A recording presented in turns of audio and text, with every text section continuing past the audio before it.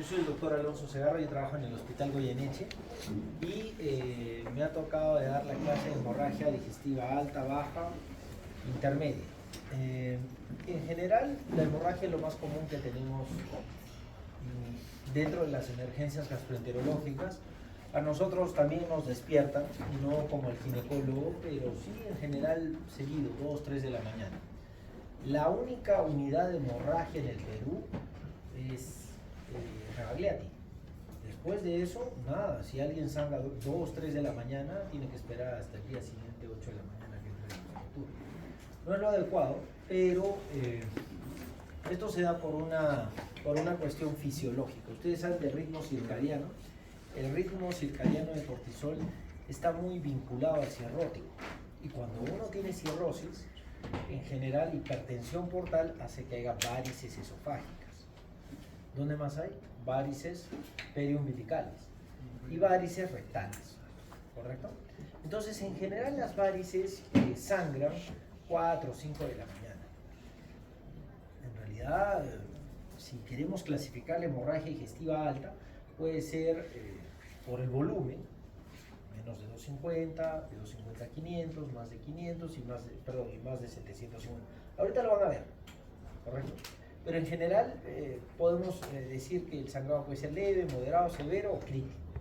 Eso podría ser debido a una úlcera o a sangrado varicial. Entonces, también se puede dividir en sangrado varicial y no varicial. En general, lo que siempre nos preguntan, al menos para los exámenes, es cuando se habla de hemorragia digestiva alta. Y hemorragia digestiva alta se habla desde la boca hasta el ángulo de Treis. Yo creo que el ángulo de Treis es muy importante. Primero porque la segunda porción del duodeno, que es el ángulo de Treis, tiene muchas enfermedades. Por ejemplo, que el SEA de cabeza y páncreas, tiene el ampulón, tiene la diferenciación. O sea, la segunda porción del duodeno es bastante importante anatómicamente. Acá haciendo una endoscopía, en general hay que definir conceptos, ustedes ya lo conocen, que es la hematemesis, qué son las melenas y qué es la hematogesis. No toda hemorragia digestiva alta se presenta con vómitos, depende del volumen. Si el volumen es cuantioso, es una gran cantidad, sí va a tener vómitos el paciente, pero cuando no es tanto, en realidad solamente puede haber melenas. Y este concepto me parece importante. La melena se puede producir hasta 10 días después del primer sangrado. Por ejemplo, yo tomo AINES, tomo alcohol, me como un ceviche, encima estoy estresado, le voy a sangrar. Si a mí me das la terapia, que es el IVP, 2 ampollas, es decir, 80 miligramos, y después me das una ampolla cada 24 horas por 3 días, no quiere decir que esté sangrando a pesar de que haga melenas. Las melenas se producen hasta el 10º día. ¿Y por qué les hago hincapié en esto? Porque muchas veces nos mandan interconsultas que nos dicen el paciente continúa sangrando, continúa con melenas. En realidad la forma de evolucionar un paciente con hematemesis es el hematocrito. Nosotros cuando por ejemplo está sangrando el paciente le ponemos NPO. ¿Por qué es importante el NPO? Básicamente porque tú no necesitas ácido. Cuando tú comes lo que sea, o mascas chicle, o piensas en comida, tú recuerda que tienes el cerebro que manda a través del nervio vago la secreción gástrica. Cuando tú no comes, bueno, inhibes de alguna forma eso, y lo que hace es sanar si hay una úlcera o una erosión. Entonces, es importante el NPO. ¿Cuánto tiempo? Al menos las primeras 24 horas, para que pueda sanar. Lo otro es la terapia con omeprazol, que les decía, 2 veces al día, 2 veces al día, y después cada 24. Dicho esto, ¿es necesaria la endoscopía? Sí, pero no es de urgencia. ¿Por qué? Si yo entro endoscópicamente a un estómago sangrando, ¿qué voy a encontrar? Sangre y básicamente ¿qué? Coágulos. Y no voy a poder hacer nada. Recuerda que el tubo, ¿cuánto mide el tubo? En diámetro. 9 milímetros. ¿Cuánto es 9 milímetros? Menos de 1 centímetro. Es súper delgado. El canal de trabajo más o menos va por ahí. O sea, el canal de trabajo es por donde se aspira, por donde se mete la pinza.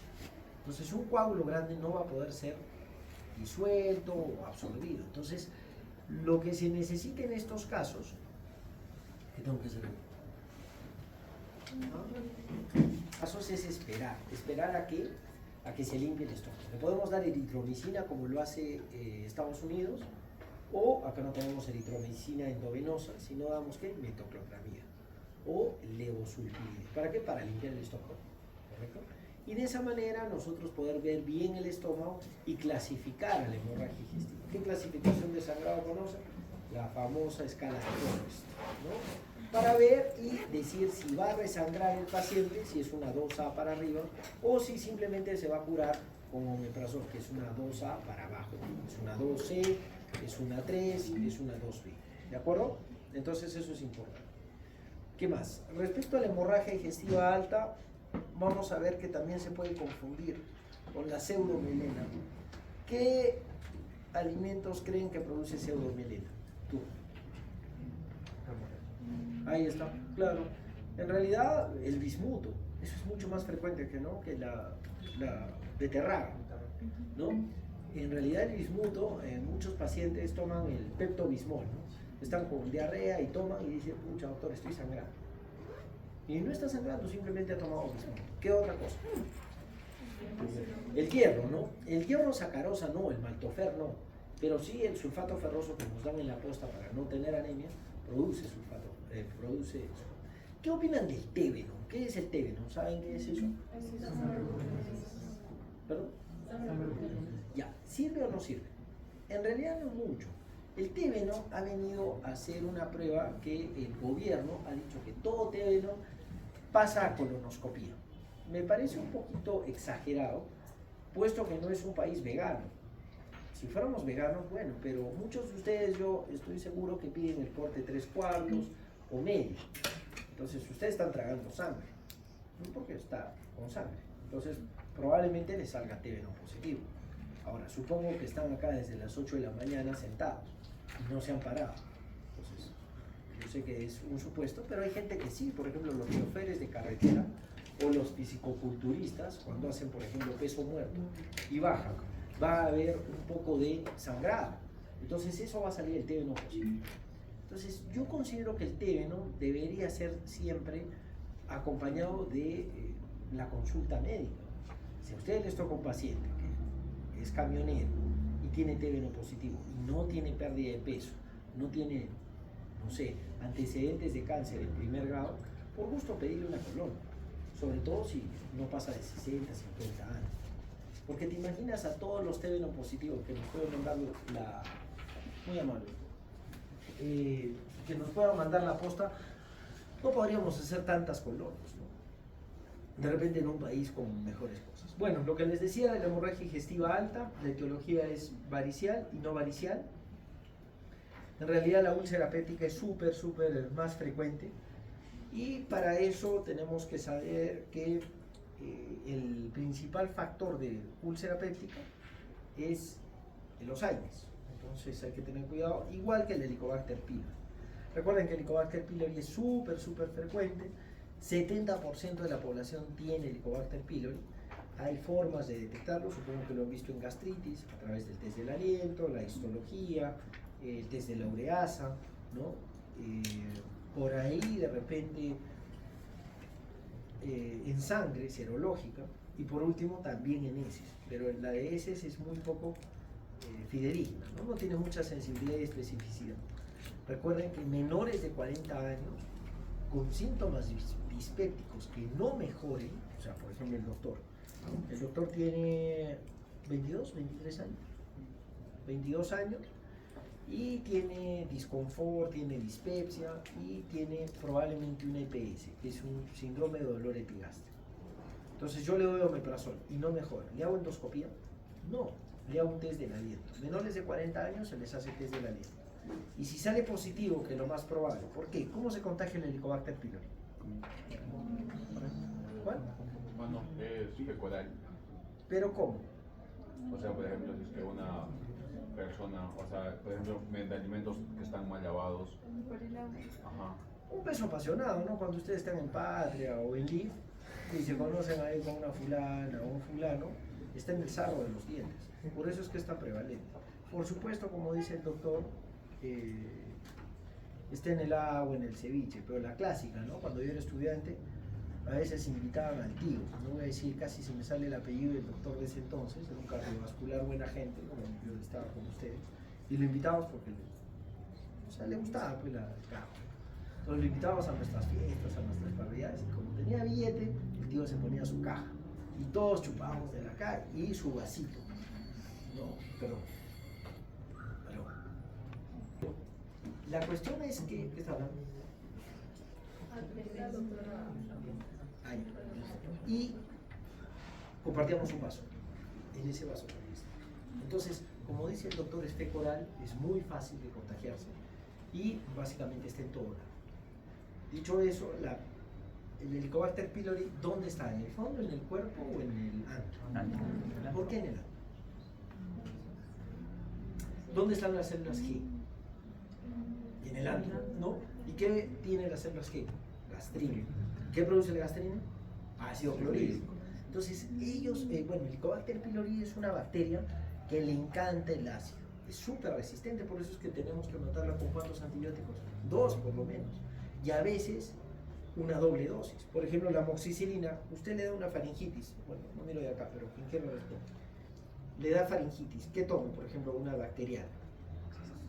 Amoxi, ¿cuánto? 400 vienen de 500. ¿Cuánto? 500 qué? ¿Cada cuánto? Cada 8 por 5 días. Pero ya, digamos cada 12 les damos, ¿sabes? Porque es un poquito fuerte cada 8. Nosotros, para el Helicobacter pylori, utilizamos 2 gramos. O sea, 2000, no 500. Además de levofloxacina. O sea, es súper resistente.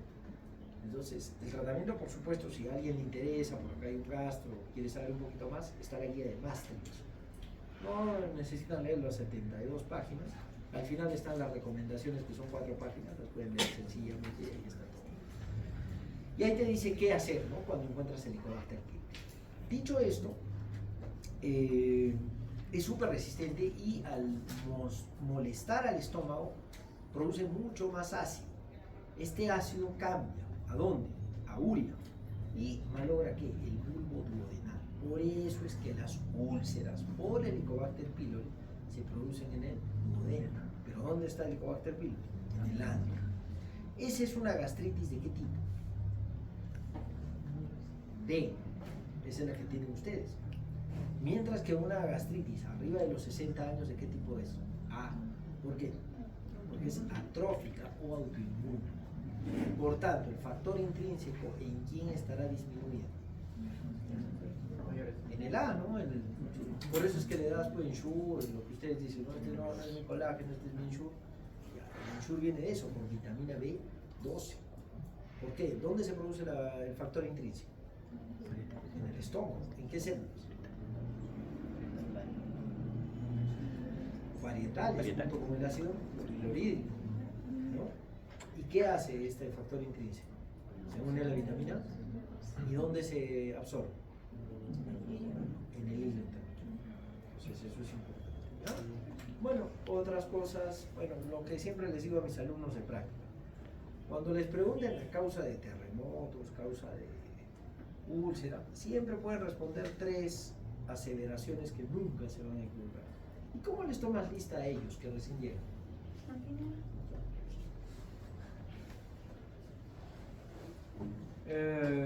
Neoplasia, infección y criptogenética. Si te preguntan por cualquiera de las causas, con eso se sabe. Siempre es tumores, autoinmune y criptogenética. No se sabe. Cosas como eso. La otra es gastritis y duodenitis. Recuerden, acá no les he puesto, pero sí es importante que sepan de la secuencia de Correa. ¿Han escuchado la secuencia de Correa? ¿En qué consiste? A ver, por favor.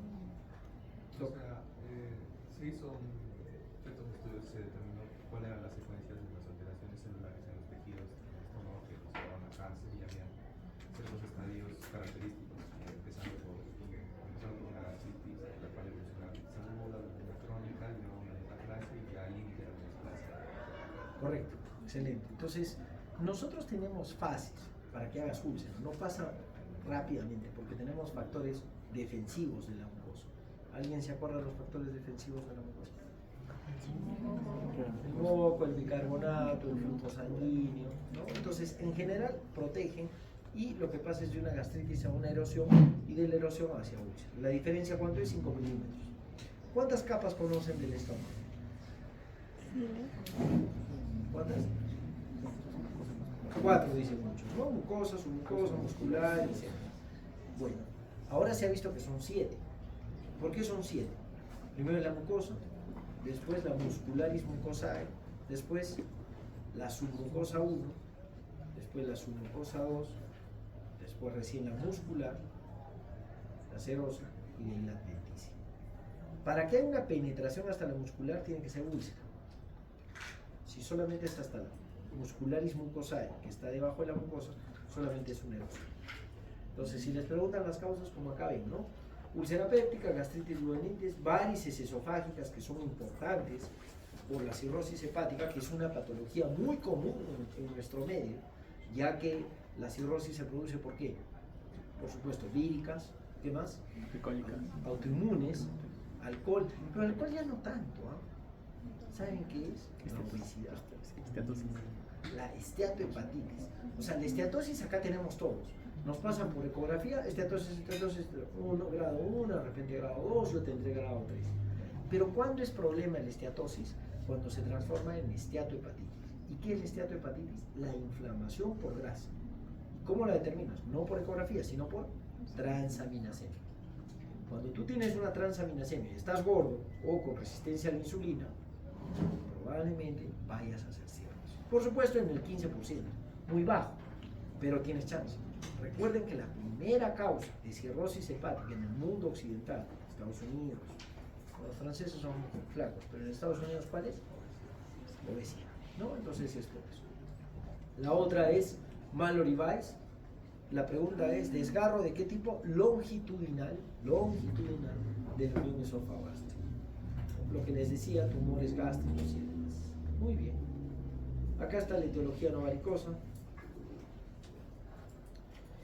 Esto también me pareció importante. Miren cuán lesivo es el ketorolaco, 14 de riesgo relativo, de RR. Entonces sería importante tomar en cuenta. El diclofenaco, recuerden que es hepatotóxico también, ¿no? Entonces, estas chicas que están con el dolor premenstrual podrían, si abusan de esto y encima salen, y encima hay estrés, pueden hacer fácilmente una úlcera. Muy bien, la no varicosa se autolimita en el 90% de los casos. Entonces, eso es importante, sí, porque casi la mayoría, cuando entramos a la endoscopía, no vienen ahorita, vienen 2, o sea, por ejemplo, el paciente sangra a 2 de la mañana y hasta que le hacemos la endoscopía, ¿qué hora es? 10, 11 de la mañana. ¿Qué encontramos? Un forrestres, porque se autolimita, ¿correcto? Ahora, nosotros a qué entramos y qué terapia le hacemos, ahora vamos a ver, pero en general entramos con el endoscopio y lo paramos. ¿Alguien sabe cómo paramos el sangrado digestivo? ¿Alguien tiene idea? ¿Ah? ¿Lipo qué? Fuerte. Ahí está, adrenalina. ¿Cómo le ponemos la adrenalina? Tenemos una aguja de inyecto, ¿correcto?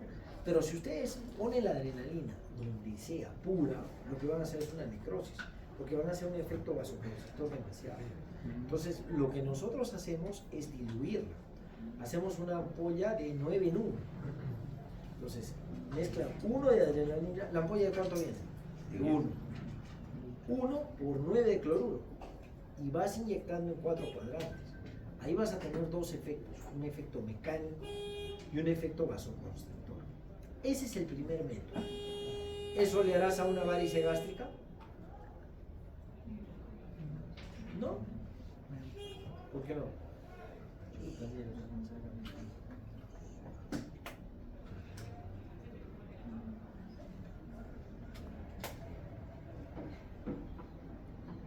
¿Qué aula es esta?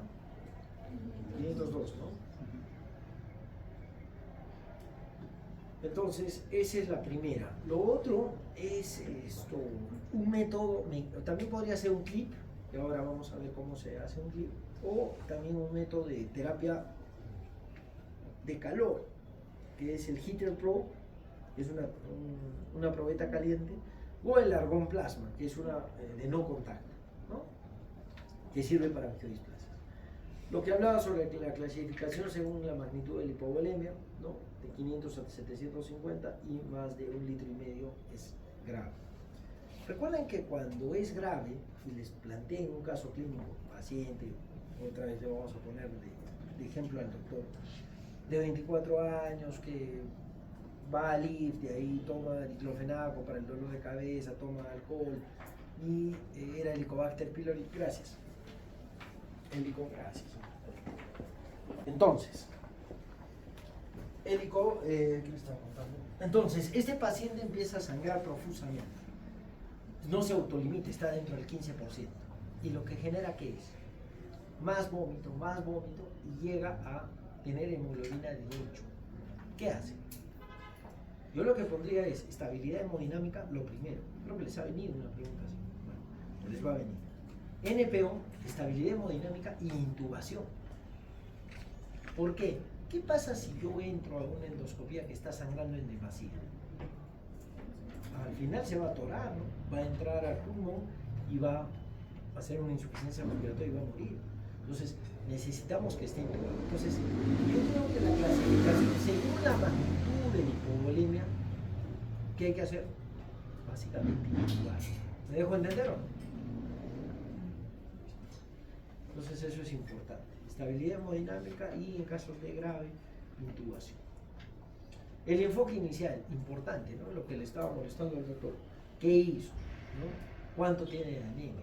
Ahora, si tú ves un paciente con una ascitis enorme que tiene anemia, no lo vas a intubar. ¿Qué vas a pensar? Que es un cirrótico. Y si es un cirrótico, ¿qué vas a hacer? No vas a entrar con aguja de inyecto, vas a entrar con ligador de varices. Es que es el mismo, ¿no? El ligador de varices.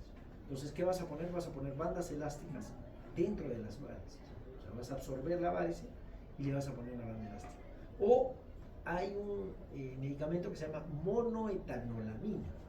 Por ahí algún docente fastidioso les va a poner esto. Entonces, para varices esofágicas es la monoetanolamina. O el alcohol absoluto también funciona. Y para las varices gástricas es el cianoacrilato. Ahora, esto es un poco de especialidad, pero sí tienen que saber que hay terapias. La única terapia no es inyectar o ligar. Depende en qué situación está. Bueno, por eso es importante los antecedentes patológicos, enfermedades concomitantes y si ha tomado medicamentos. ¿Cuándo se debería dar omeprazol?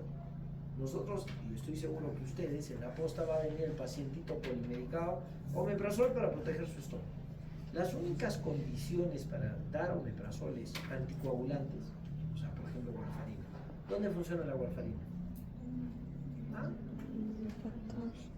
No escucho, tú, fuerte. ¿Vitamina K? Antagonista. ¿Dónde funciona? En la cascada de la coagulación.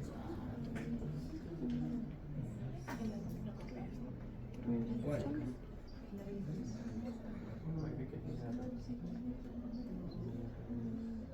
Es importante. Siempre les preguntan eso, les preguntan antídotos, ¿no? Que usted dijo, ¿no? La vitamina K. Pero es importante que aprendan bien la cascada de la coagulación. Entonces, en casos de anticoagulantes se da omeprazol. ¿Correcto? ¿En qué otro caso piensa? ¿En qué otro caso piensa se debe dar omeprazol? ¿No? Corticoides. Ese pacientito que está con dosis altas de corticoides, por ejemplo, en una hepatopatía autoinmune, en un tratamiento, no sé, de acné, hay que darle. ¿Cuándo más? AINES. Ese pacientito que está con diclofenaco y que está con un problema de cadera, dale omeprazol. Pero no a todo abuelito hay que darle omeprazol. ¿Por qué? Produce osteoporosis. Hay estudios que arriba de los 80 años, no es concluyente, ¿no? Porque los abuelitos se morían antes, pero en general le quisieron hacer este estudio y tenían más incidencia ¿de qué? De pólipos hiperplásticos de estómago, de disminución de hemoglobina, ¿no? ¿Por qué? Porque hemos dicho que para el fierro, ¿qué necesitas? Ácido. Si tú no tienes ácido porque estás muy alcalinizado el estómago, tienes una disminución de la absorción de hierro. Entonces hay que tener cuidado con la alimentación. Y de osteoporosis, ¿no? Entonces es importante. El examen físico. Recuerden que cuando viene un paciente y vomita sangre, por favor no se asusten. El otro día, bueno, me comentaba justo la licenciada que estaban mis alumnos y un paciente empieza a convulsionar. No te pases, y dice, corriendo. O sea, son médicos, ¿no? No les digo que se hagan cargo del paciente, pero agarrarlo, ponerlo de costado, o sea, evitar, ¿no? que siga complicándose. En caso de un paciente con vómitos sanguinolentos, ¿qué harías? En cantidad. Por ejemplo, acá, la doctora empieza a vomitar sangre. ¿Qué haces? Que vomite y ¿Ah? que termine de vomitar y que le salga. Bueno, mira, primero, alguien ha hecho acá el ABC, ¿cómo se llama este? El DRCP, ¿cómo se llama? Primeros auxilios. ¿Cómo se llama? El BLS, ¿no? El Basic Life Support, ¿alguien ha hecho? Es importante que lo haga, porque te ayuda mucho a entender una patología de emergencia. Lo primero que tienes que hacer es decir, bueno, yo voy a mandar a ver quién es el más capaz. Se supone que por ahora soy yo, ¿no? Entonces, si ella vomita sangre, lo único que haría, ¿estás bien? Para ver si está en estado de conciencia, de repente pues está huasca, ¿no? Y ya ha venido, es que es importante, pareciera, disculpe doctora, no se va a ofender o me va a mandar a ir a continuación, pero en general es importante decirle que está bien y te tienes que dar cuenta que es una paciente que si está vomitando ahorita o ya ha vomitado, porque si por ejemplo se ha venido huasca y ya ha vomitado, ¿sigue el manutar acá o ya cerrado? No, ya no está. ¿Qué, ¿la cuca sigue? Ya, la cuca. O sea, ya haya vomitado en la cuca 2 veces. Eso debe ser un Mallory Weiss. No creo que sea una úlcera. Ahora, si ella, por ejemplo, empieza recién a vomitar, esa es una úlcera. Y también ves, pues, ¿no? A la gente. Por ejemplo, veo varios que se hacen sonrientes, ¿no? Esos pueden darle duro, ¿no? Entonces, probablemente ella tenga una gastritis y se va. Pero yo la veo, pues, que estudie y demás, aparentemente. Entonces yo diría, no, eso es estrés. Entonces, ¿estás bien? Sí. Ese es importante, la atención. Si es un Mallory Weiss o es una úlcera. Sin embargo, veo un pacientito amarillo. Yo tenía un pacientito así, joven, ¿no? 40. Tomaba un montón, tenía problemas en la casa y vomitó sangre. Eso no voy a pensar que es una úlcera, voy a pensar que es varices, ¿no? Entonces es importante eso. Y en el caso de la doctora, empieza a vomitar, ¿qué haría? Primero ver si se va a desmayar, veo el volumen, como hemos visto, ¿no? Si es poco, le digo, ¿sabes qué? Llámate un azulito, les dice, ¿no? Y que se traiga una silla de ruedas. Y mientras, si pierde la conciencia, la pongo de costado, como no sé quién dijo, ¿no? ¿Para qué? Para que no se atore con eso. Y que suban hasta acá. Si veo que la pérdida es cuantiosa, o sea, puede ser una úlcera hasta perforada, entonces que llamen una ambulancia, o sea, que no la bajen ni siquiera en silla. Y acá que le pongan la vida. O sea, puede cambiar mucho dependiendo del contexto. Felizmente no tenemos eso en general, pero sí tienen que considerar todos esos parámetros. Una vez que ustedes tengan una unidad, que es lo ideal, que estén en emergencia y demás, con el monitor multiparámetro, ustedes presionan pulso, temperatura, o bien manualmente, y saber en qué grado está. Y según eso, ver si tiene estigmas de hepatopatía. En ella no, porque yo no la voy a examinar a ella. De repente, mucosa pálida, le veo la lengua, si está deshidratada. Pero si no tengo mucha sospecha, puedo ver si hay telangiectasias. Recuerden que las telangiectasias en el cirrótico es el 90%, es bastante. ¿Listo? La resucitación es lo que les decía. Acá el diagnóstico diferencial. ¿Alguien me puede explicar? A ver, alguien detrás que de repente está durmiendo. A ver, doctor, usted, ¿por qué la uriquelatimina es más de 100 en la hemorragia digestiva alta? ¿Alguien tiene una idea? Usted empieza.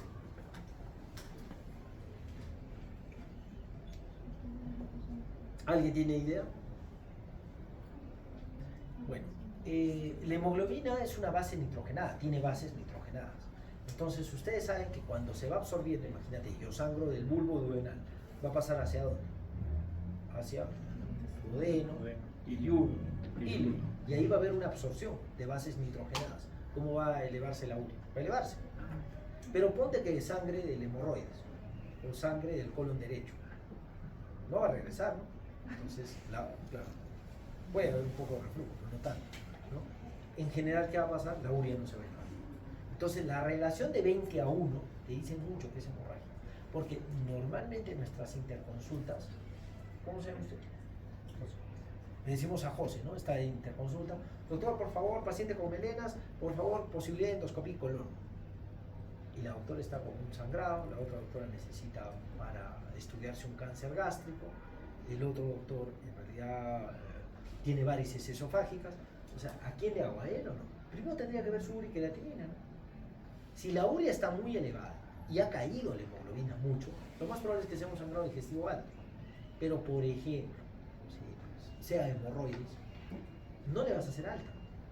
Sería por gusto. ¿Cómo podrías ver con todo esto? Por ejemplo, la presentación de la hemorragia digestiva alta cuantiosa es la hematemesis, mientras que la baja es la hematoquesia o simplemente sangrado rojo rutilante. Si ha tomado gastroerosivos, otra vez nos vamos hacia los antecedentes. Si hay síntomas vegetativos, lo que le decía la doctora, si ella empieza a vomitar y se le baja la presión y todo, lo más probable es que sea alta. Esto da vergüenza decirlo que esté grabado, pero ahorita tenemos en el Goyeneche endoscopio, tenemos colonoscopio. En el Honorio Delgado no hay colon, solamente alta. O sea, en todo el MINSA solamente hay una, en toda la ciudad.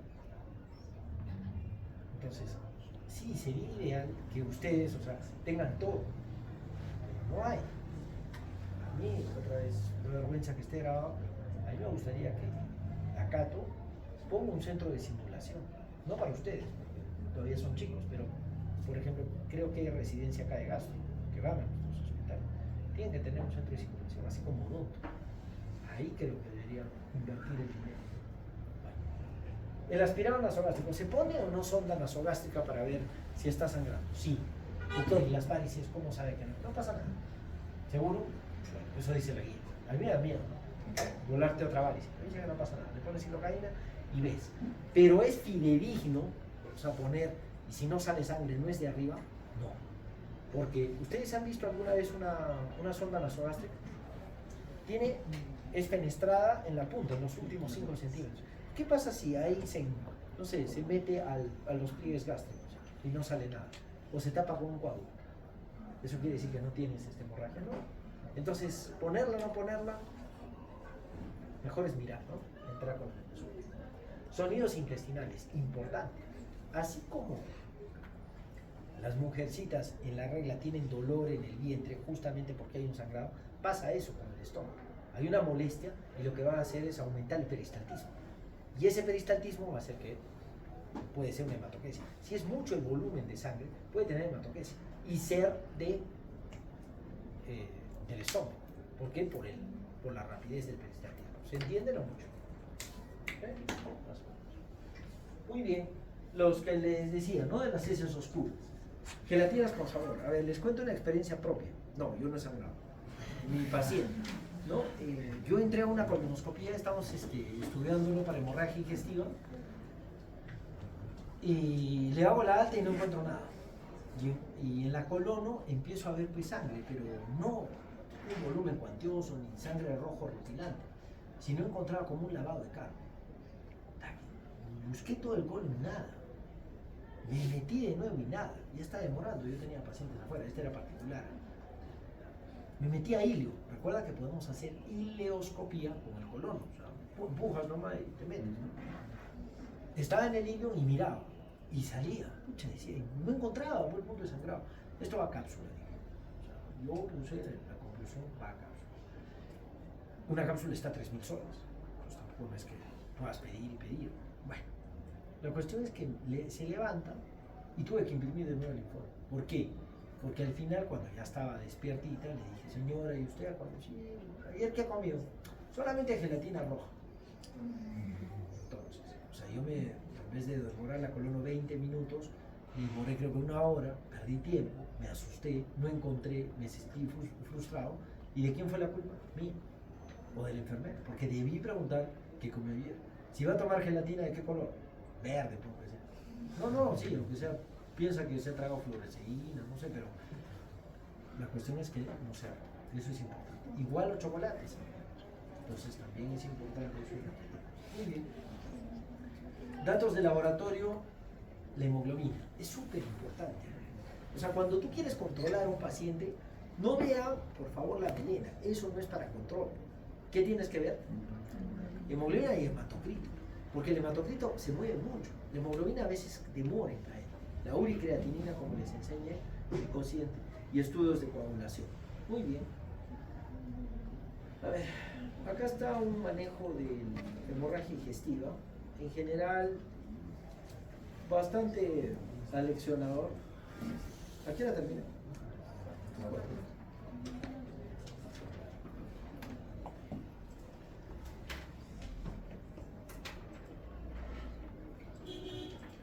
Bueno, entonces lo que se trata es de identificar el sitio de sangrado, detener el sangrado y evitar el sangrado. Entonces, básicamente depende de qué estamos mirando, ¿no? Si es varicial, tenemos que no solamente ligar, tenemos que bajar el flujo. ¿Cómo se baja el flujo de las varices? ¿Han escuchado del octeótride? De la terlitrecina. ¿Qué hace? ¿Vasoconstrictores? ¿Pero de dónde? A ver, mira, en el hígado hay una, en el cirrótico, hay una vasoconstricción. Y afuera, en lo sistémico, ¿qué hay? Una vasodilatación. Por tanto, dentro del hígado hay ¿qué factores? Endotelina. Y afuera, ¿qué hay? Óxido nítrico. El óxido nítrico es vasodilatación. Entonces, dentro de la varice hay mucho óxido nítrico, hay mucha vasodilatación. El vasoconstrictor que dice el doctor, el octeótrico, con la terlitrecina. Usted le pone eso y va a bajar el volumen de sangre. Doctor, pero no es suficiente con la ligada. En realidad no, imagínate que se reviente una liga. O sea, tú la dejas perfecta, pero sigue habiendo un flujo, se puede reventar. Entonces, por eso es importante darle octrótico intravenoso y antibiótico. ¿Por qué se le da antibióticos a un sangrado? Yo les pregunto, un poco cochino, ¿no? Lo que vaya a decir, pero por ejemplo, una niña que creo que usa copa, algo así, ¿no? Para que no baje el flujo menstrual cuando van a la piscina. Bueno, se ponen eso y no se lo cambia un mes. Va a haber una infección, una EPI brava. ¿Por qué? Porque ustedes han estudiado, creo, en microbiología, el agar sangre, ¿no? O sea, es una cantidad de cultivo enorme para las bacterias. Eso también pasa. El paciente cirrótico cuando sangra está potencialmente infectado. Por eso es que tiene peritonitis bacteriana espontánea. Entonces tú le das antibióticos, ¿por qué?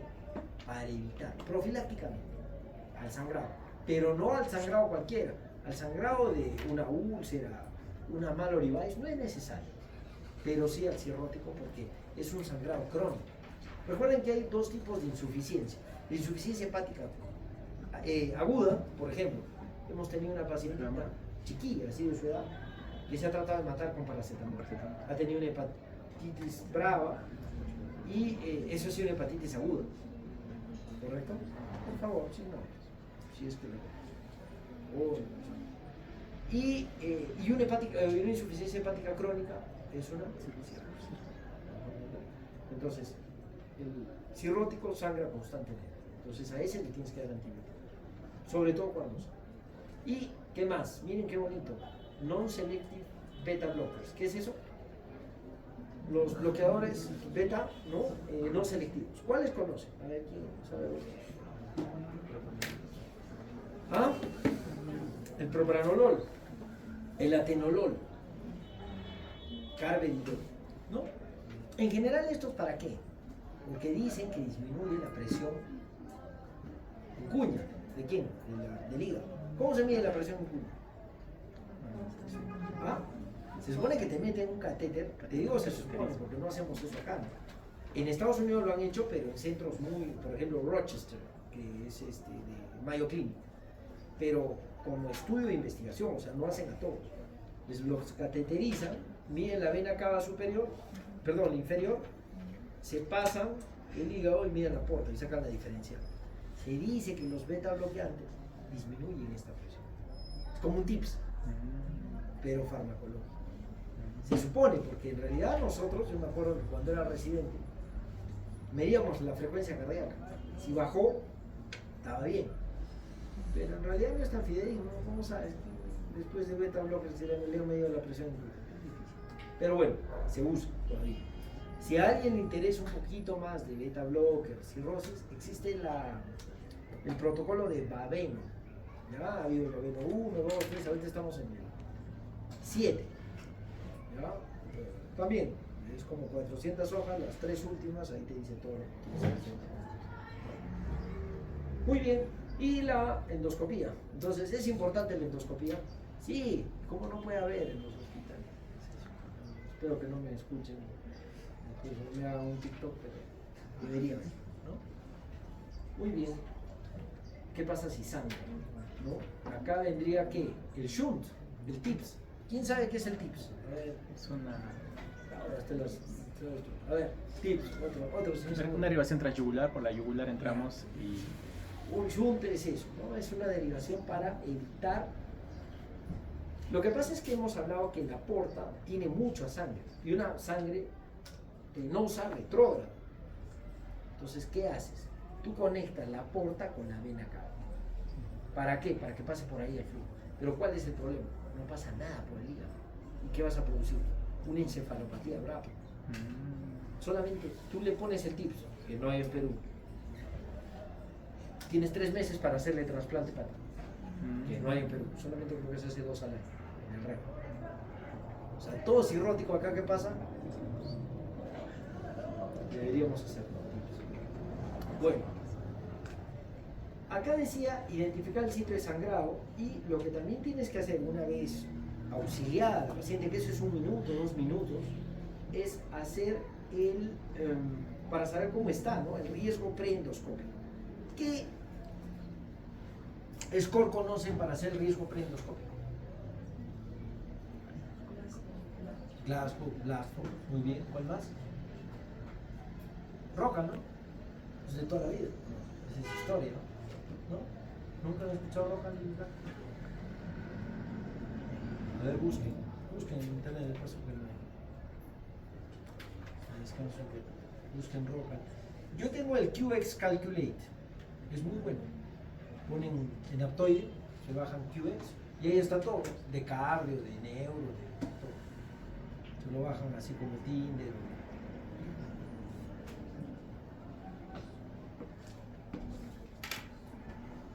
Entonces ahí sale el Roca y el Blackstone. Y hay uno mejor, que Cayetano lo empezó a utilizar mucho, que es el AIM65. A ver, busquen. A ver, tú dime cuál es el AIM65. Búscalo.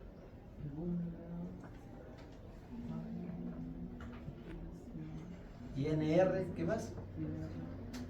Mental status y mayor de 65 años. O sea, tienes muchos parámetros clínicos. O sea, que tú miras nada más, este mapa 65, oye, ¿estás bien? Sí. Ya, pues, más o menos lo otro lo saca, ¿no? Y según eso, lo hospitalizas o sea, ¿para qué te sirven estos scores? ¿Para ir a observación, para hospitalizarse o para mandarlo a intubar? Entonces es súper importante porque ustedes pensarán que dentro del Goyo o en el seguro las camas de UCI sobran, no, todas están ocupadas. Entonces, este paciente tiene que entrar a UCI porque lo van a intubar. Bueno, mientras lo intubarán y a veces los dejan, está mal esto decirlo, pero los dejan bolseando al interno. Ustedes van a ser internos dentro de poco. O sea, los intuban y yo tengo que venir a la universidad a trabajar. Tengo que ir a la clínica. Tengo que ver a otro paciente. Tengo que ver mi consulta privada. Entonces, ¿cómo te llamas? Dariela. Vas bolseando. Doctor, pero hagas como el residente. Punto. Hasta que entre a más. Y a veces te cansas. Hay gente que los han dejado 36 horas. Se han quedado jatos y han fallecido. ¿Está mal? Sí. Para saber tu score es importante saber qué va a pasar. Bueno. ¿Quién sabe qué es las malformaciones arteriovenosas? A ver, ¿alguien tiene una idea? ¿Me puede explicar? ¿Ah? A ver, usted diga, ¿qué es la malformación arteriovenosa? ¿Alguna idea?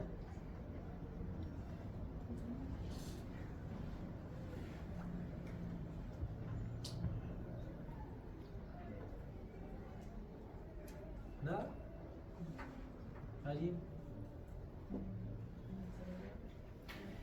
puede ser una malformación cerebral, ¿no? Pero normalmente existen estas malformaciones arteriovenosas en todo lado. Y una es el estómago. ¿Y a eso cómo se llama? Lesión de Delafoy. Delafoy es francés. ¿Correcto? La lesión de Delafoy. Normalmente, o sea, nosotros tenemos intercambio, ¿no? En la nariz es lo más clásico, que es el shunt entre arteria y vena. Pero eso ocurre en todo lado. ¿Para qué? ¿Para qué intercambio oxigenatorio? Entonces, estos capilares, normalmente, ¿dónde terminan? Debajo del plexo de Meissner. ¿Dónde está Meissner? En las mucosas, ¿no? Pero a veces no terminan ahí. O sea, normalmente terminan acá, ¿no? Pero a veces se pasan y se van a la mucosa. Entonces la mucosa se erosiona un poquito y sale. Esa es una lesión de Delafoy. Correcto. Que es ahí dice, ¿no? Delafoy ulcer. La Mallory Weiss, ¿qué era la Mallory Weiss? El desgarro longitudinal de Acá, ¿qué hace? Epinefrina, termocoagulación. ¿Qué pasa si no puede parar el sangrado con la endoscopía, el octiotri o lo que le pongan? Deberíamos hacer una embolización transarterial. No hay acá. O, bueno, nos pasamos como no hay, ¿dónde vas? Cirugía. Te sacan el estómago. Pero es así. ¿Cuándo estaría, por ejemplo, una enfermedad diverticular? ¿Saben lo que es una enfermedad diverticular? Son huecos en el colon. ¿Por qué se producen los divertículos? Por edad, ¿no? Y por herniación de la mucosa. Ese alumno que esté estreñido desde ahora y a los 60 recién empieza a ir al baño, o normalmente al baño, ¿qué va a producir? Va a producir hernias del colon. Por la edad va a ser divertículo. Los divertículos pueden doler o pueden sangrar. ¿Cuándo le tendrías que volar el colon? Cuando pasa más de 3 paquetes globulares. O sea, tú le pasas y sigue bajando y nada, le tienes que hacer idealmente una quimioembolización para agarrar la arteria que va al arco de Riolano y demás. Pero como no hay, lo sacas. ¿De acuerdo? Muy bien. Bueno,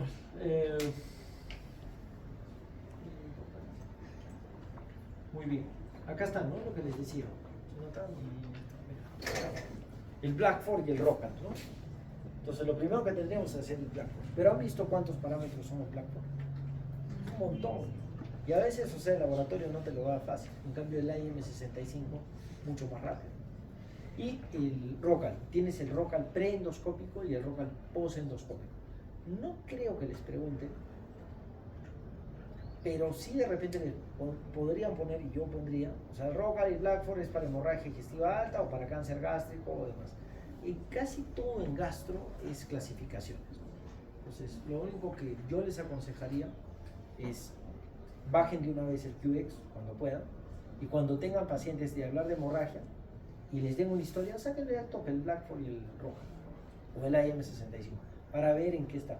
No se los van a aprender, por algo está QX, pero sí van a tener idea de qué parámetros son importantes o cuáles miden, ¿no? Cuando el tiempo de la endoscopía, entonces dice después de estabilizar al paciente o dentro de las primeras 24 horas, ¿no? El manejo de las úlceras no variciales, entonces básicamente es el método mecánico y la termocoagulación con adrenalina o algo parecido. La radiología intervencionista, bueno, no la hacemos acá, pero es cuando falla la endoscopía.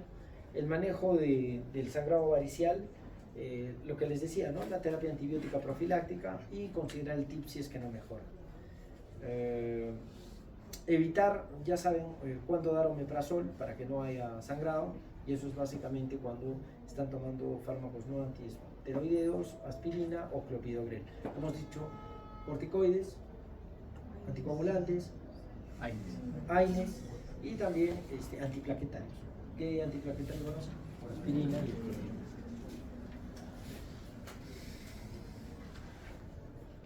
Muy bien, el tratamiento, lo que les mencionaba, ¿no? De la transfusión de sangre total, resucitar los medicamentos. ¿De cuánto viene el omeprazol? Viene de 40. ¿Qué es mejor, en infusión o en bolo? Es igual, ¿no? Entonces puedes ponerle 2 ampollitas, o sea, las cargas de tu jeringa de 40. Por favor, no con cloruro, no puedo hablar, pero no he dicho nada. y se lo ponen endovenoso en bolo. O puedes ponerlo en tu bomba de infusión a 8 miligramos por kilo. Si por ahí te cae mal la enfermera y te dice, por favor, le vas a poner en bolo continuo 8 miligramos por hora. Y si la pura enfermera va a tener que calcular. Pero en realidad le puedes hacer la vida más fácil y le pones, sí, 40 y 40. ¿Ya? En endovenoso es de 40 y en oral hay 40 y 20. 20 y 40. Todos son iguales. No me refiero a los hombres, me refiero al omeprazol. ¿Ya?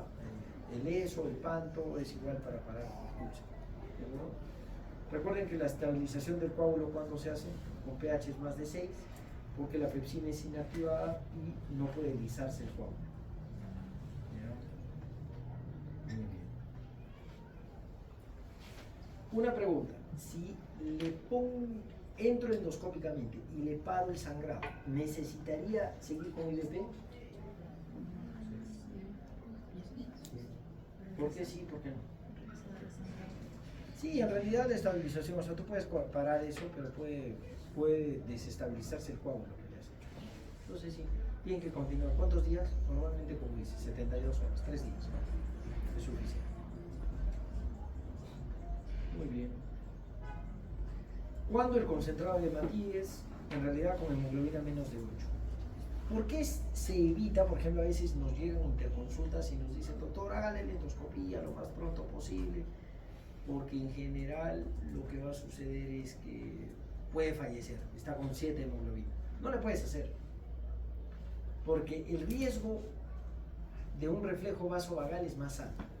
O sea, cuando te hacen un tacto rectal sin aviso, no, ustedes se ríen, pero a veces los hago examinar a mis alumnos, y el paciente está recién bajándose el pantalón, y el otro, pucha, que está emocionado, ¡boom!, puede producir un infarto, porque hay un reflejo vasovagal. Igual pasa con la endoscopía. Tú lo que vas a hacer es pasar el cricofaringio y eso podría despertar una arritmia. Y sobre todo si hay una falla hemodinámica por una hemoglobina baja. Entonces lo que tienes que tener es una hemoglobina más de 8. ¿Cuánto? Que esté en 9, que esté en 10 está perfecto. Y en cirróticos, mucho cuidado. Por ejemplo, si la doctorita vomitó sangre y tiene 7, le puedes pasar P3 paquetes. Que llegue a 8, 5, 9, no pasa nada. Y si llegó a 11 porque está hemoconcentrada, ya pues ni modo. Pero en un cirrótico no te puedes equivocar, porque cada vez que metes un volumen, lo que estás generando es también una variación en el espacio hemodinámico del cirrótico y puedes hacer que revienten más varices de las que estás. Entonces, el límite para una persona con úlcera como la doctora, no pasa nada, le puedes poner todas para que esté chaposo, pero en un cirrótico no, hasta 10. Ajá. Muy bien, igual en enfermedades cardiopulmonares o cardíacos. Si es un abuelito no le vas a poner mucho volumen, cuidado. El concentrado de plaquetas también es importante, sobre todo cuando bajan de 50.000. Es fácil conseguir plaquetas, es bien difícil. Entonces, ¿cómo crees que están los cirróticos? Ahí tienes que tener cuidado, ahí cambia la guía. La guía de hemorragia digestiva varicial es diferente a la no varicial. La varicial es la de Babeno, mientras que la no varicial es la de úlceras y podrías cumplir esto. Pero en el cirrótico normalmente tienen las plaquetas bajas. ¿Por qué tienen las plaquetas bajas los cirróticos? Porque hay una esplenomegalia secundaria de la hipertensión portal. Como hay mucha hipertensión portal, el vaso crece. Entonces jala más plaquetas y disminuye. En un cirrótico no le va a estar poniendo plaquetas. Muchos de nuestros colegas dicen, ¿no? Paciente con cirrosis con 70.000, pasar plaquetas. Lo que vas a hacer es reventar las varices, porque le estás pasando volumen. Entonces mucho cuidado, no es igual. Y plasma fresco congelado. Cuando tú pasas, ¿qué tiene para mantenerse en la bolsa de sangre que no se coagule? El paquete globular. EDTA. Y lo que genera es que haya un cambio. Por eso, por 4 bolsas, o creo que era 3, eso sabe más el hematólogo. Nosotros con 3 o 4 bolsas de sangre tienes que pasarle una de plasma. Porque si no puedes alterar la coagulación. Entonces, mucho cuidado. ¿Qué pasa si la dejes sangrar? Por ejemplo, la doctora, ¿no? Empieza a sangrar, vomita sangre y nos vamos, pues ya tenemos que y la dejas. Puede ser una insuficiencia renal, puede ser un infarto agudo.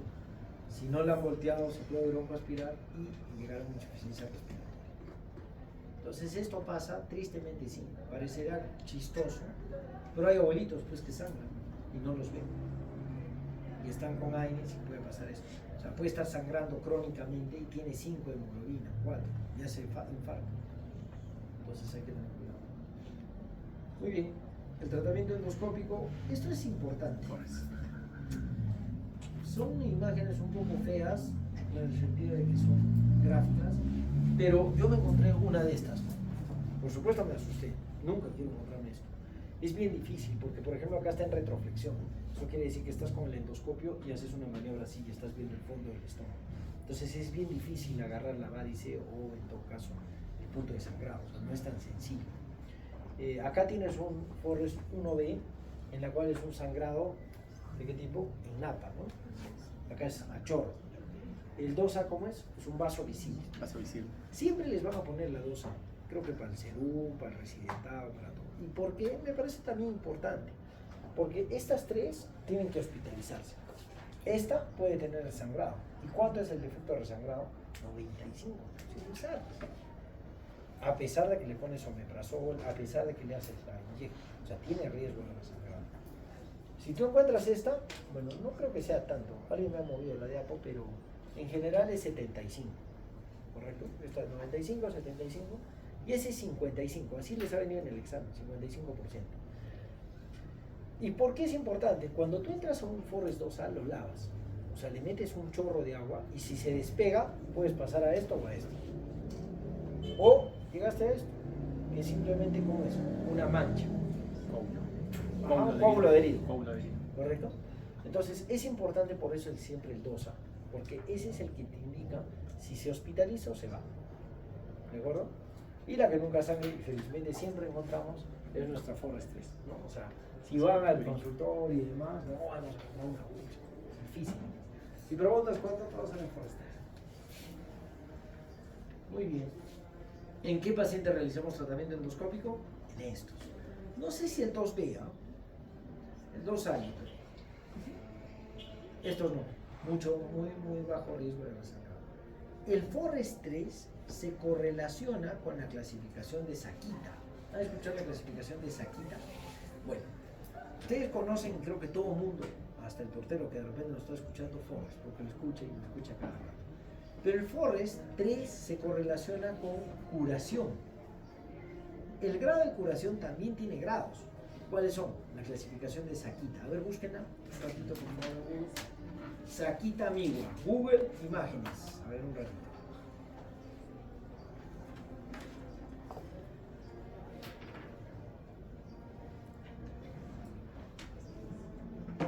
A ver quién viene y se levanta y dice, pues.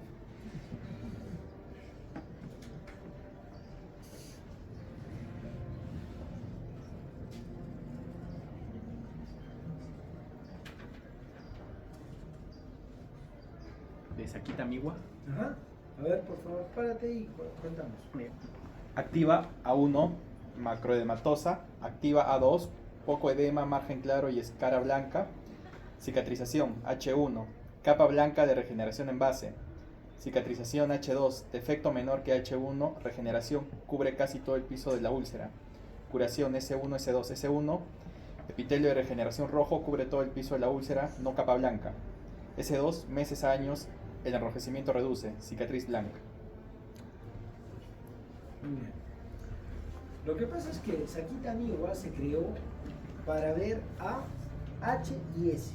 A de Active, H de Healing, que es curación, y S de Scar, que es como el de Mufasa, ¿no? Scar, de cicatriz.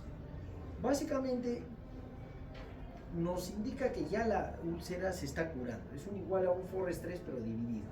Entonces no es tan bien. Muy bien. ¿Y cuáles son los riesgos de resangrado cuando está una 1 o vaso visible, o la úlcera es mayor a 2 centímetros, o está en la curvatura menor, ¿no? Muy bien, acá está el Blackford, mire qué importante. Está la presión, está la urea, la hemoglobina y otras variables como la frecuencia cardíaca, la melena, síncope y si tiene lesión cardíaca o enfermedad hepática. Ahí les podría poner, por ejemplo, cuál no corresponde, enfermedad renal, ¿no? Enfermedad renal. Acá está el ROCAL, que les decía, el pre y el post endoscópico. Acá está el Blackford, ¿no? El shock, la comorbilidad y según eso el score que podría tener. El score para resangrado. Recuerden que el score, yo pondría, ¿no? El score endoscópico es Blackford, ROCAL, Saquita. ¿Cuál es el score clínico y laboratorial? Saquita, Forrest, Blackford. Fácil. Ahora, ¿cómo se logra hemostasia? Esto no creo que les pregunten, pero sí tienen que saberlo porque son estudiantes de medicina. O sea, ¿qué hace el doctor o qué hace el gastro que no hacemos nosotros como médico general? Porque hay una diferencia. Yo me acuerdo que trabajaba, pausa, no les voy a decir dónde, en Lima, que pagaban una quina. Pagan 90 soles 12 horas. Así se paga. Crean que de acá salen 90 soles te pagan 12 horas para evolucionar, para hacer historias clínicas, para hacer todo. Y venía el gastro, que me daba cólera, buena gente, ¿no? Venía, te explicaba, por ahí te metía un poco de floro de Saquita y demás. Pero el pata cobraba 120 en la interconsulta y yo hacía todo. El pata escribía, tal, se hace. Hay una gran diferencia entre médico general y especialista. No tanto cuando te pagan por horas, ¿no? Por ahí va. Pero sí, por ejemplo, para interconsultas, para una consulta. Todo está grabado acá. Bueno, ha venido una empresa de Lima también, ¿ya? Y la empresa cobra 20 soles por consulta. Para el médico especialista es 8 soles. Por supuesto, atiende en Lima 80 pacientes diarios. Pero imagínense, ¿no? Cómo tendría que ser. ¿Por qué va esto? Porque yo me preguntaba esto, o sea, ¿qué hace el gastro para ganar más que yo si yo al final? Yo sé más, ustedes saben mucho más que de repente un súper especialista en algo. Porque ven endocrino, ven Graves base, ven coagulación, ven todo. En realidad no hacemos mucho. Tenemos medidas tópicas, que es lo que refiere ahí, que no hacemos. Pero sí medidas mecánicas. Tenemos, por ejemplo, clips. Ahorita les voy a mostrar imágenes de clips, la banda elástica que les refería de varices y la sutura. Esto de la sutura se está haciendo manga gástrica endoscópica. No sé si ustedes han escuchado de la manga gástrica laparoscópica, para que estén ahí todas finitas, ¿ya? Acá hay un doctor que es top de tops, tiene un Lamborghini y un Ferrari. Hace, no digo. Esta manga gástrica laparoscópica estaba en 30.000 soles antes. Ahora hace más gente y está en 10.000. Creo que el doctor se hace unas 9 diarias, o sea, en el club. Ahora se va a hacer endoscópica, o sea, hay sutura mecánica endoscópica. Y existe una trampa de oso llamada ovesco. Este ovesco es una... el ovesco hace que sea una trampa de oso y cierra el efecto, cierra el local. Entonces, esto de la sutura sí es frecuente. Medidas térmicas, este es el gas argón, ¿no? Respecto a sangrado. Y bueno, la inyección de sustancias, lo que les decía, ¿no? Esclerosantes, por ejemplo, la monotetralamina, el alcohol absoluto, esto en varices esofágicas, y la adrenalina para úlceras, pero por favor, siempre diluida. No se lo... Es lo que les decía, el taponamiento, vasoconstricción, necrosis, trombosis química. Miren, por ejemplo, acá, ¿no? Hay un supercoágulo, lo acaba de cerrar. Me parece que este es el antro que pasa hacia duodeno, ya que es un supercoágulo, y lo que ha hecho es inyectar. Son espacios chiquitos. Antes, ¿qué hacían? Agarraban y te sacaban el estómago, en el 70, en el 80. Acá cuando llegó la endoscopía, en el 90. ¿Ve? Ahí está, mira cómo ha quedado. Linda. Acá, por ejemplo, la lesión de Delafoy, que les decía que el vaso termina en la mucosa. Ahí que se hace argón. Este es el argón. Si ustedes lo ven, a ver, por curiosos, a ver, pongan argón, plasma, imágenes, te va a salir así como unos rayos, parece lo de Thor. argón plasma en imágenes. Ahí apareció Locasa en imagen. Este argón plasma sirve para todo. Por ejemplo, proctitis actínica, esos pacientes que tienen cáncer de cuello uterino, tristemente nunca se hacen papanicolado de chibolas, llegan a los 25, hacen una lesión de displasia, llegan a los 35, hacen un carcinoma invasor y después empiezan a sangrar por el ano. ¿Y qué pasó? Les dieron radioterapia. O sea, está bien, esa es la terapia para cuello uterino, aparte de sacar. Pero ¿qué les han producido? Angiodisplasias. Una lesión de la foie, pero inducida por la radioterapia. A eso se llama proctitis actínica y lo queman con este argón.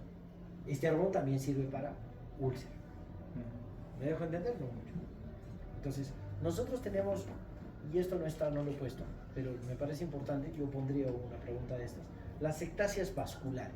¿Qué son las ectasias vasculares? ¿Cómo? Dile. ¿No? ¿Qué dilataciones? Ajá, son unas dilataciones venosas, ¿no? Estas ectasias, como dice el nombre, o sea que no hay un buen flujo, son mucho más frecuentes ¿dónde? En ciego y en colon. Pero también existe donde una ectasia vascular propia del estómago, el GAVE. ¿Qué es el GAVE? Gastric Antral Vascular Ectasia, la ectasia vascular del antro gástrico. Y este GAVE también funciona esto. Es el famoso estómago en sandía. A ver, pon estómago en sandía, el GAVE, en imágenes. Entonces, esta ectasia vascular, las más frecuentes, yo les pondría en ciego y colon ascendente. Pero hay una de estómago que es propiamente del estómago, que se llama GAVE. Y esta GAVE es el estómago en sandía. También, ¿qué funciona? El bendito argón plasma. ¿Cuánto está el argón? ¿Lo tenemos en Goyeneche? Sí, lo tenemos. ¿Ya? Es el único sitio. Ni siquiera lo tiene el IREN, que se supone que es donde hay cáncer. Nosotros nos mandan ahí. ¿Pero qué no tenemos? Colon. Entonces, ¿cómo podríamos entrar? Gente muy, muy especialista. Pero tenemos ahí el argón, lo miramos y está ahí. Pero está $70,000 el argón. Es caro. Ese es, mira, una angiodisplasia. Mira qué bonito.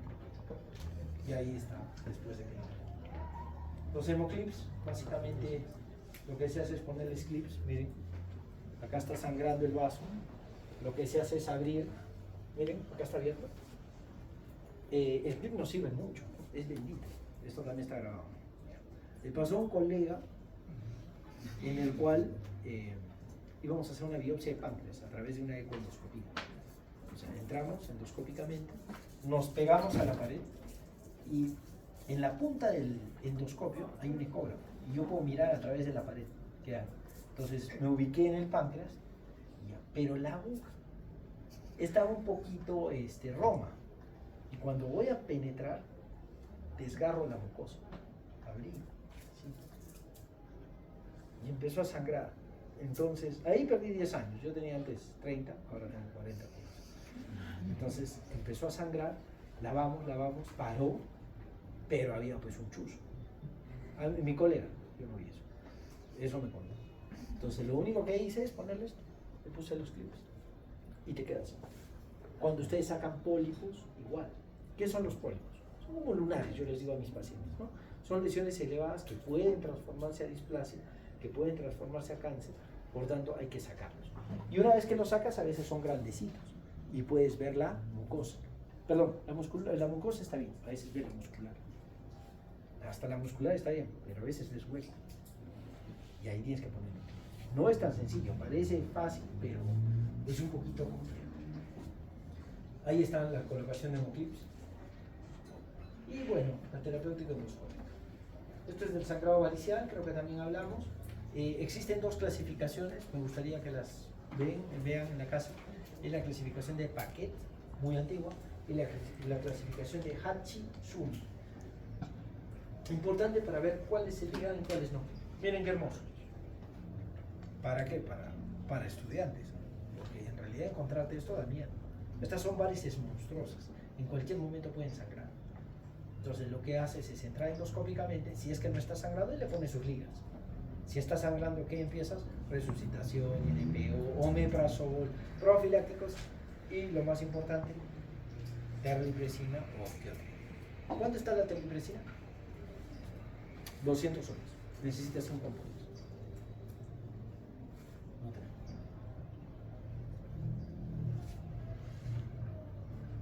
Esclerosis de varices, te queda así. Y ahí está, mira cómo liga, ¿no? Entonces, agarras, la absorbes, por no decir chupas, la varice, y sueltas. ¿Va? Y le dejas ahí. Ahí está, ¿ves? Entonces, acá está la liga, no sé si la llegan a ver, y acá está, ¿no? Entonces, ahí, eso es importante también para ustedes, ¿no? Espero encontrarnos después. Y doctor, he tenido unas varices, ya le he dado el tratamiento. ¿Cuál ha sido? Los 3 días siguientes después de las varices, les ruego, no les den comida. Porque se vuelan pues la varices, no es que va a aumentar el peristaltismo. O no les den galletita. Van a raspar justo lo que yo ligaba. Denle pues dieta líquida y sucralfato. ¿Puede sangrar? Sí, porque al final lo que va a hacer es una isquemia y va a caer. Por supuesto con un coágulo y puede sangrar un poquito. Pero por favor no le den pues galleta, pan. Si va a comer pan remojado, o sea, por favor, y sucralfato. No es importante. ¿Cuál es la diferencia entre sucralfato y magaldrato? A ver, la última que ha llegado. ¿Cuál es la diferencia entre sucralfato y magaldrato? No le hagan roche, no. No te. Sí, tú. Sí. ¿Qué? ¿Nada? ¿Ni una idea? ¿Nada? ¿Usted, José? ¿Nada? A ver, alguien. ¿Nada? ¿Cuál es la diferencia? Adriela. ¿Adriela? ¿Nada? ¿No tienen ni idea de cuál es la diferencia entre sucralfato y magaldrato? El sucralfato es un antiulceroso y el magaldrato es un antiácido. Volvemos. Doctora, la del fondo, la que no tenía ni idea. Cuenta. ¿Cuándo va a ser el antiulceroso y cuándo va a ser el antiácido?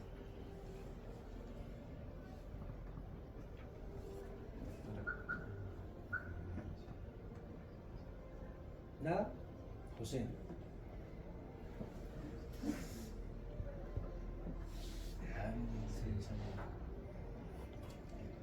Un antiácido lo das antes que se bote el ácido, por tanto es antes de las comidas. El sucralfato lo puedes dar después, es un antiulceroso. Perdón, al revés. El antiácido lo das después de las comidas porque necesitas ácido para neutralizar el ácido. Mientras que el sucralfato es un antiulceroso. Antes que bote el ácido necesitas que esté cubierto. Imagínate que es un huequito y si va a caer ácido ya está malogrado. ¿Ya? Entonces, sucralfato sirve del ano hasta la boca, desde la boca hasta el ano. ¿Por qué? Para proctitis actívica que les contaba del cuello uterino y demás, ¿qué necesitas? Le puedes poner enemas de sucralfato.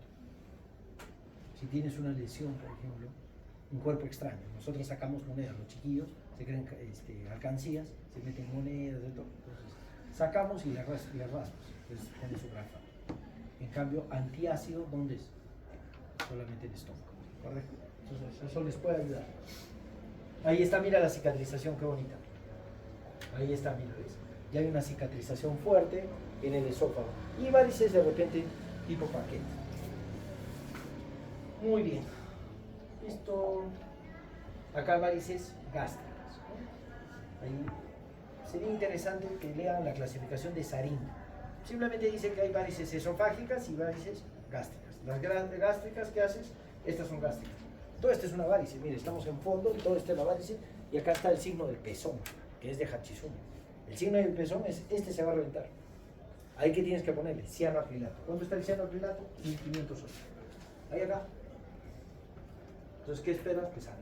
Ahí le quites el octeótido. ¿Pero hay octeótido? Complicado. Ahí está la inyección y va bien. Muy bien. Eso es infusión, nos habla de la terna. Ah, este es importante. Antes se utilizaba mucho esto, el valor de Senstack en blanco. Básicamente metían esta sonda, mira, con 3 lúmenes, un lumen iba para el estómago y el otro lumen iba para el esófago. Simplemente había una compresión. Lo tenías que sacar a las 24 horas, si no hacía una necrosis grave. Era como un balón neumático. Ahí está la colocación y era muy efectivo. Los tips, hablamos sobre los tips, como es el shunt y básicamente cuando la terapia endoscópica falla. ¿Y hacia dónde va? Cuando va a trasplante. Muy bien. La profilaxis, hablamos el por qué. Previene infecciones. ¿Qué le das de profilaxis? Endovenosa, ceftriaxona. Y oral, sí. Ovulación, ya saben que en cirróticos no vale el INR, solamente en ulcerosos. ¿Por qué? Porque el sistema de coagulación en el cirrótico es muy variable. La terapia transfusional, cuidadito, mucho cuidado en estar utilizando gran cantidad. Bueno, a ver, vamos a hablar sobre la hemorragia digestiva intermedia. ¿Intermedia de dónde a dónde es? Del ángulo de Treis hasta la válvula ileocecal. ¿A eso cómo se llama? Sangrado obscuro. ¿Qué sentido se lo paso? ¿El sangrado obscuro qué es? ¿El sangrado obscuro qué es? Es cuando tú haces una endoscopía alta, no lo encuentras. Vas al colon, no encuentras. Eso es obscuro. ¿Qué tienes que hacer? Una cápsula. Le haces una cápsula y le encuentras. Ese fue un sangrado obscuro. Si le encuentras y hay una angiodisplasia, con la cápsula no puedes hacer nada. ¿Qué tendrías que hacer? Entras con un enteroscopio y la quemas. ¿Hay enteroscopio en el equipo? ¿Hay cápsula? Sí, privada. 3.000 soles. Es caro. Entonces, siempre hacer primero alta, después baja. No empiecen con intermedio. Tanto por lo caro y por lo difícil que es. Y también la intermedia es súper infrecuente, ¿no? De repente 1% en los sangrados. Mucho más que es la alta. ¿De acuerdo? Esa es la sangre oscura. Y la oculta es, le haces alta, le haces baja, le haces cápsula y no encuentras nada. Nunca hay. Y la hemorragia digestiva baja, bueno, acá no está bien. A ver, les cuento. ¿Quién sangra más? ¿El colon derecho o el colon izquierdo? Derecho, ¿por qué? Por las ectasias vasculares. ¿Quién duele más? ¿El izquierdo o el derecho? Me refiero al colon, ¿no? No está pensando en los balones. ¿Cuál duele más? El izquierdo. ¿Por qué? Porque hay divertículos. ¿Quién no tiene sigma? ¿El derecho o el izquierdo? Sigma. Perdón, ¿quién no tiene meso? El sigma, el sigmoide. El izquierdo. Como no tiene meso, se puede volvular, por eso el vólvulo de sigmoides. ¿Correcto? Ahora, en este vólvulo de sigmoides, ¿quién reserva más heces? ¿El izquierdo o el derecho?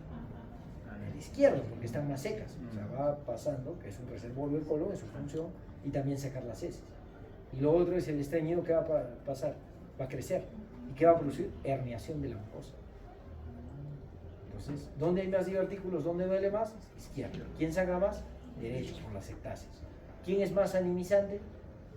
El derecho, porque sangra. Eso es básicamente. ¿Dónde hay más angiodisplasias? Muy bien. ¿Alguna pregunta?